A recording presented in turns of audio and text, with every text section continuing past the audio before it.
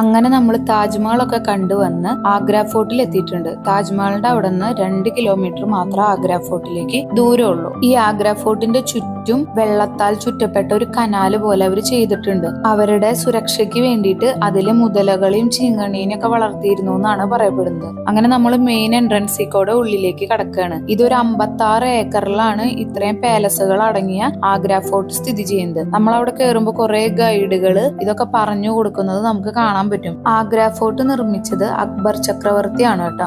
മുഗൾ രാജവംശത്തിലെ ഭരണാധികാരികളും അവരുടെ ഫാമിലിയാണ് ഓരോരോ പാലസുകളിലായിട്ട് ഇതിനുള്ളിൽ താമസിച്ചിരുന്നത്. ഓരോരോ പാലസുകളും വളരെയധികം സൗകര്യങ്ങളോട് കൂടിയിട്ടാണ് ചെയ്തിരിക്കുന്നത്. ഓരോരോ പാലസിന്റെ ഉള്ളിലും ഡാൻസിങ് കോർട്ട്യാർഡുകളും അല്ലാത്ത നടുമുറ്റങ്ങളും ഭടന്മാർക്ക് കാവൽ നിൽക്കാനുള്ള സ്ഥലങ്ങളും ബാൽക്കണികളും എല്ലാം അവർ സെറ്റ് ചെയ്തിട്ടുണ്ട്. ഇപ്പോഴുള്ള സന്ദർശകർക്ക് പണ്ടത്തെ പോലെ എല്ലാ ഏരിയയും ഉള്ളിൽ കയറി കാണാനുള്ള സൗകര്യമില്ല.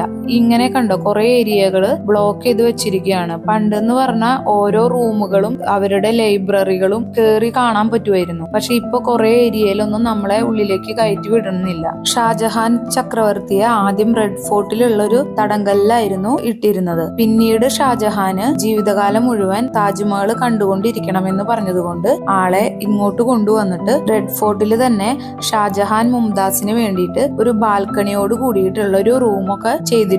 ആ ഒരു റൂമിലാണ് ഷാജഹാനെ തടങ്കലിലിട്ടത്. അവിടെ നിന്ന് ഡയറക്റ്റ് നമുക്ക് താജ്മഹലിലേക്കുള്ള വ്യൂ ഉണ്ട്. ആ ബാൽക്കണിയിൽ നിന്ന് നേരെ നോക്കിയാൽ താജ്മഹൽ യമുന നദിയുടെ അപ്പുറത്ത് കാണാൻ സാധിക്കും. ഷാജഹാന്റെ ലാസ്റ്റ് 7 വർഷം കഴിച്ചു കൂട്ടിയത് ഈ ഒരു പാലസിന്റെ ഉള്ളിലായിരുന്നു. ഷാജഹാന് മാർബിളുകളോട് ഭയങ്കര ഇഷ്ടമായിരുന്നു. അതുകൊണ്ട് ഈ ഒരു പാലസും വൈറ്റ് മാർബിൾ ഉപയോഗിച്ചിട്ടാണ് പണിതിരിക്കുന്നത്. മാത്രമല്ല താജ്മഹലിൽ കാണുന്ന അതേ കൊത്തുപണികൾ ഇതിലും കാണാൻ സാധിക്കും. പിന്നീട് ഞങ്ങൾ അതെല്ലാം കഴിഞ്ഞ് ഇറങ്ങി ഒരു കുതിരവണ്ടിയൊക്കെ കണ്ടു. കുറെ സ്റ്റാച്യൂസും കുറെ സംഭവങ്ങളും ഇങ്ങനെ റോഡിലൊക്കെ കാണാനുണ്ട് കേട്ടോ. അവിടെ കുറെ സ്ട്രീറ്റ് ഫുഡൊക്കെ കിട്ടും. അങ്ങനെ ഞങ്ങൾ കുറെ വെള്ളമൊക്കെ കുടിച്ച് സ്ട്രീറ്റ് ഫുഡൊക്കെ കഴിച്ച് അതിലേ നടന്നു. പിന്നീട് ഞങ്ങൾ മെട്രോയിൽ കയറിയിട്ട് ഞങ്ങളുടെ താമസ സ്ഥലത്തേക്ക് പോയി. ഞങ്ങൾ താമസിക്കുന്നതിന്റെ തൊട്ടടുത്തായിട്ട് എഗ് ഓംപ്ലേറ്റും ബ്രെഡ് ഓംപ്ലേറ്റ് ഉണ്ടാക്കുന്ന ഒരു ആന്റിയും പിന്നെ ആലു ടിക്കി പാനിപൂരി ദഹിപൂരി ഒക്കെ ഉണ്ടാക്കുന്ന ഒരു അങ്കിളും ഉള്ളത് കൊണ്ട് ഞങ്ങള് പട്ടിണി കൂടാതെ എല്ലാ ദിവസവും വൈകുന്നേരം ഇവിടെ നിന്ന് ഫുഡ് കഴിച്ചാണ് റൂമിലേക്ക് പോവാറ്. അവിടെ സ്ട്രീറ്റ് ഫുഡൊക്കെ കുറെ കിട്ടുമെങ്കിലും വൃത്തിക്കും എനിക്കൊന്നും തരുന്ന ആൾക്കാരില്ല. ഇവര് രണ്ടുപേരും അത്യാവശ്യം വൃത്തിക്കൊക്കെ ഉണ്ടാക്കണ കണ്ടപ്പോ ഞങ്ങൾ ഡെയിലി ഇവരുടെ അടുത്തുനിന്നായി ഫുഡ്